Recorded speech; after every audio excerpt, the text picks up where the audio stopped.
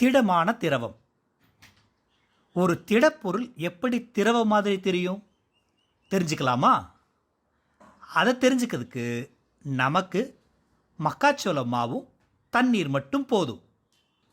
ஒரு பங்கு தண்ணீரில் 2 பங்கு மக்காச்சோள மாவு சேர்த்துக்கலாம். ஒரு சின்ன பாத்திரத்தை எடுத்து ரெண்டையும் கலக்கலாம்.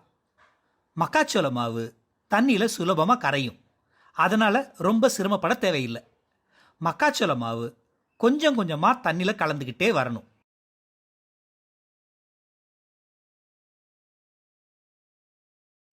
கலந்துக்கிட்டு நம்ம விரலால் தண்ணியும் சோளமாவையும் நல்லா கலக்கிற மாதிரி பிசையலாம்.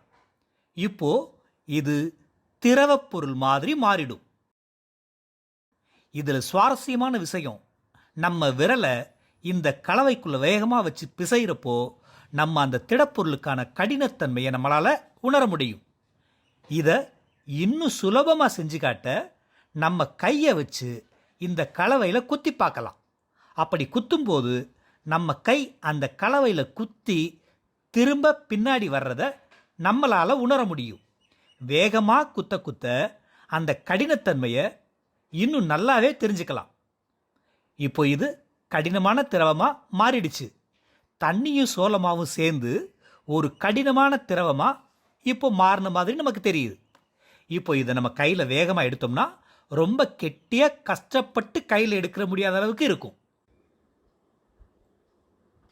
என்ன காரணத்தால் இப்படி மாறுச்சு? தண்ணீரோட கலந்த மக்காச்சோள கரைசலில் கைகளை விட்டு மெதுவாக நகர்த்துறப்போ மக்காச்சோளத்தில் இருக்கிற ஸ்டார்ச் துகள்கள் தண்ணீரோட கலந்துராமல் தனியாக தொங்கிக்கிட்டு இருக்கும். இதனால் அது திரவ நிலையில் இருக்கும்.